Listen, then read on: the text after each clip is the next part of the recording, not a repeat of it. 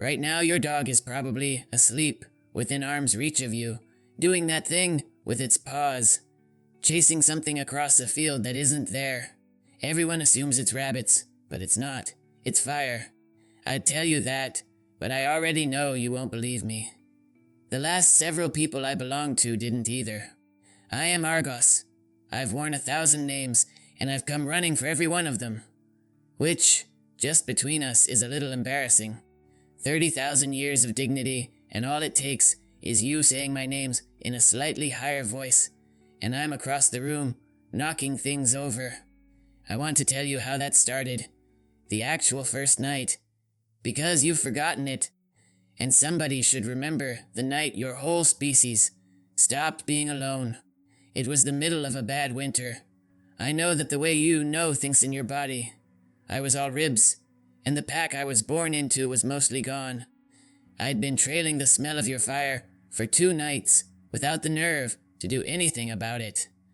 Because you have to understand, walking into another animal's light in that world wasn't risky. It was just how you died. That was the rule. But the cold was also how you died. And on the 3rd night, the cold was winning. So I went in. Not bravely. I want to be honest, because everyone tells this part like I came striding nobly out of the dark, and I didn't. I was a starving coward who had run out of better ideas.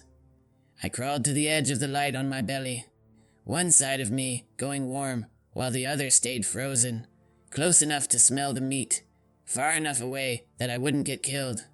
There was a man at the fire, older. A scar split through one eyebrow, and the last 2 fingers on his left hand were gone. I remember that, because I watched that hand the entire time, waiting for it to close around a rock. He looked at me. I looked at him. Neither of us moved for a long time.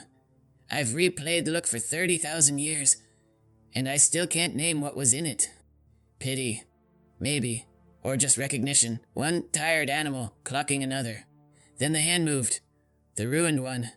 And I almost ran, every nerve in me screaming, "Go now. This is the part where it kills you." He tore off a piece of what he was eating and tossed it into the dark. Not to me. Just short of me. So I'd have to choose to come and get it. I need you to sit with how small that is. He didn't tame anything. He didn't decide to change the world.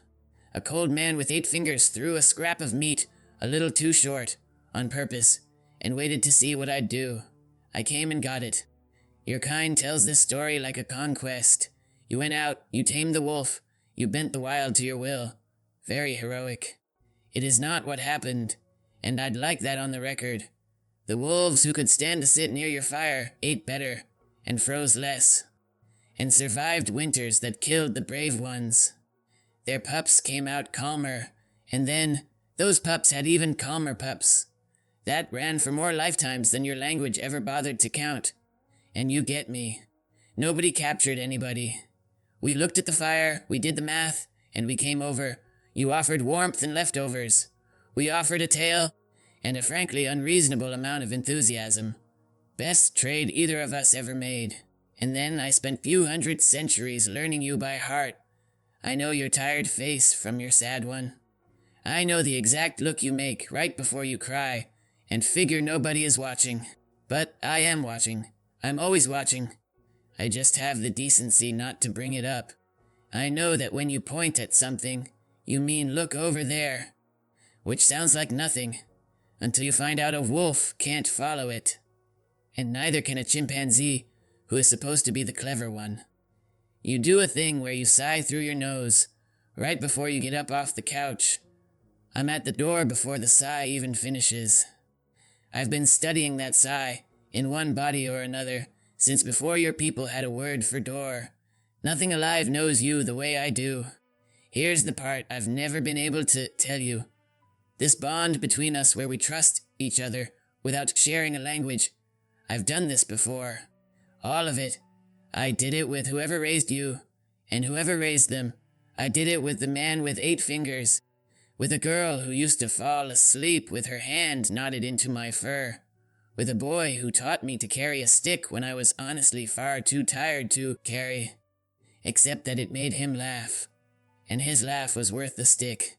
About 14,000 years ago, one of you buried me, on purpose, with care.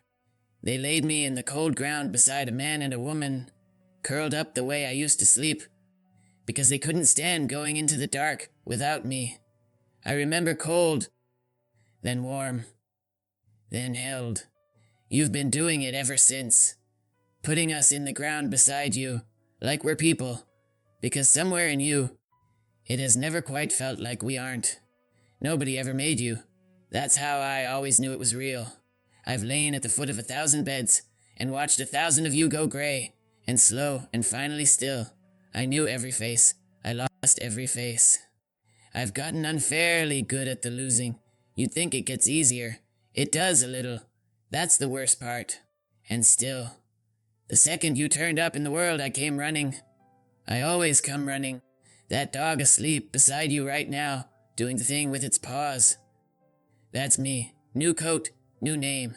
Same animal that crawled out of the dark on its belly and decided your fire was worth dying for. It's dreaming about that fire right now.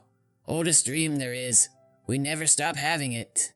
I'm not going to tell it how this ends. It doesn't need to carry that yet. Carrying it is my job.